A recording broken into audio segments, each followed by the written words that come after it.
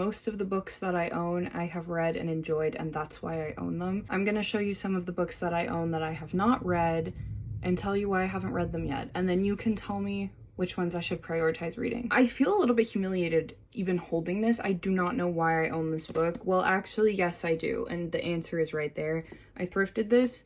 It says $2.99. I actually got this for, I believe, 75% off, so you do the math because frankly I can't. I must have bought this for a reason that goes deeper than just most people own a copy of this book. Someone somewhere at some point must have told me this book was good. I couldn't tell you a single thing about the plot, so I guess that's why I haven't read it. Here we have American Psycho and The Rules of Attraction, both by Bret Easton Ellis. I think I compulsively purchase Bret Easton Ellis books when I find them cheap secondhand. I don't even own the one Bret Easton Ellis that I've read, which is The Shards. I haven't read either of these, I guess because I've just been reading other things, but I do feel compelled to read this one. I cannot plan in advance when I'm gonna read books. I have to just be in the mood to read them, pick them up and read them, so I will certainly read both of these at some point, but for now they sit on my shelf and haunt me. Geek Love by Katherine Dunn, yet another book that has been endlessly praised to me. I must have read the first chapter of this book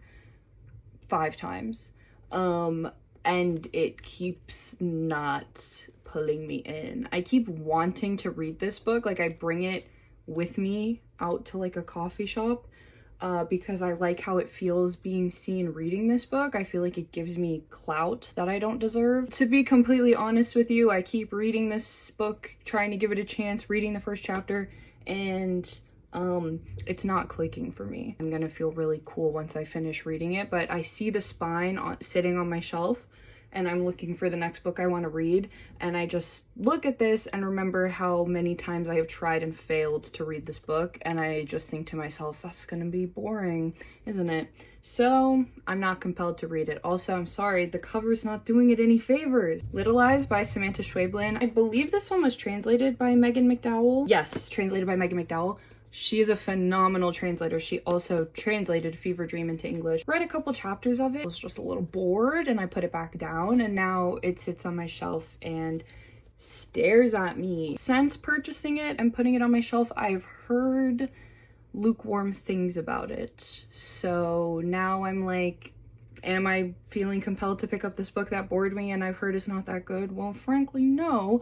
But do I want to give Samantha Schweblin a chance? Well, yes, because I love her. She wrote Fever Dream.